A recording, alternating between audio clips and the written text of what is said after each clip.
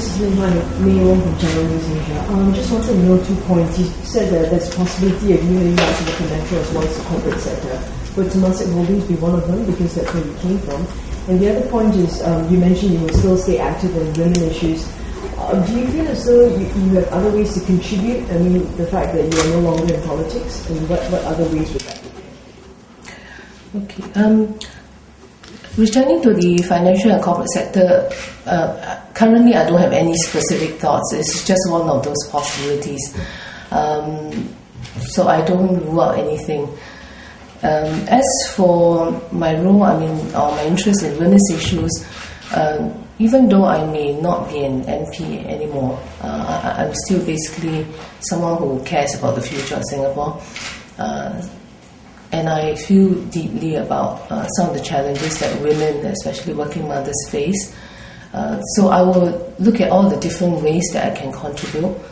So it need not necessarily be through the governmental channels, but just in ways that I feel I can lend some impact and make a sort of difference. Feeling of the ground from the ground about the resentment. Why is it so that this time now is so very severe? Because many upgrading programs have been out, like the war is the one village has been launched, and why are people still so unhappy about it? I must confess that I was surprised, like Minister George Yeo, at the outcome. We had always known that it was a close call, that was a close fight. We had spent, since the last GE, we had spent the last 5 years working hard, trying to understand in the areas where there are gaps, what the problems were, what the deficiencies were, and to address those.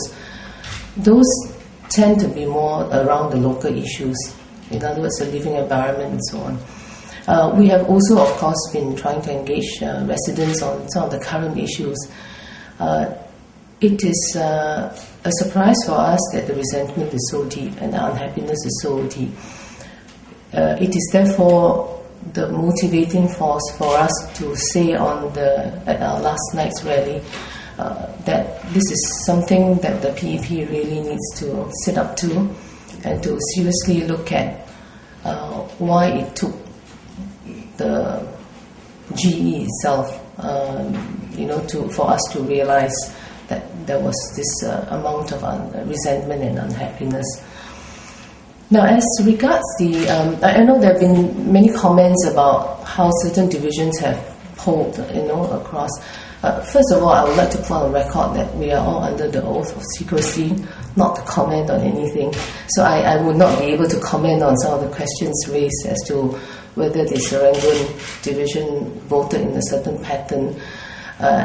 My only advice or instinct to you is to tell you not to continue to publish things that you can't verify, because they could be wrong.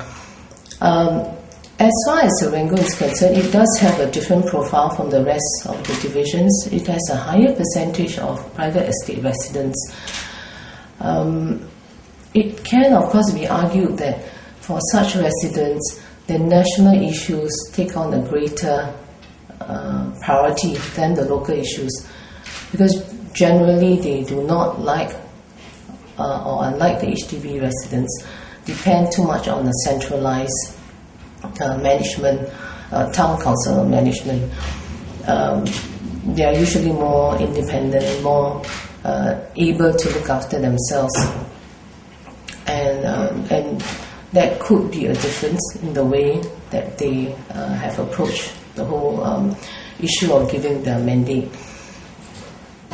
There is also a school of thought that it's the young, and I really think it would be barking up the wrong tree if we were to just simply say that the entire unhappiness resides within the young. The younger voters may have a greater preference for a strong opposition voice. That's possible. But I think one should be quite careful to understand why it is across the board, which is what we can see, and that there could be other issues than just having the opposition voice that people are concerned about. So, can you just comment on maybe in the next GE, how is CPAP going to win back this ultimate GRC? Now upgrading and all that has already been done, or will be taken up by the state boards? Well, a lot depends on how, certainly what the national issues and what the national mood is at the time of the next GE in 2016. But for the Aljunied residents, they would now have the experience of the Workers' Party's management of their well-being, whether it's estates or representing their voices in Parliament for the next 5 years. And it is really very much up to them to decide whether they think that the Workers' Party has done this a lot better than the PAP team would have. And at that time, it also depends on what the PAP team is like that is offered to them. So there are a lot of unknowns here, but some of the residents would sort of bear that very much in mind, especially those who are a little more concerned about the living environment. In fact, what we've noticed through this GE is that it has actually polarized even families and communities. Just over the last few days, we've heard how family members are actually having huge debates amongst themselves about the outcome, about how differently they have voted. I think the political awareness is good because it makes everyone realize what it means to be interested in Singapore's future and how it's translated into their vote, at the local level.